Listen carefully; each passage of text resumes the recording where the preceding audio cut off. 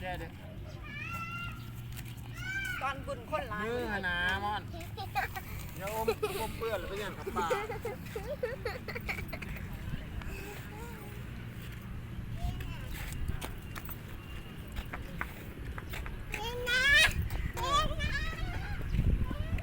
มันไปขี่รถน้ำพอมันไป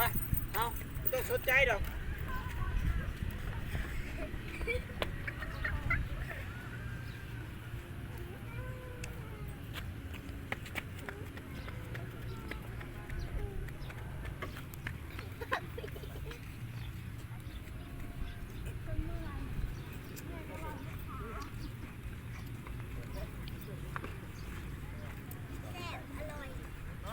มอนนะมึงทางพี่มา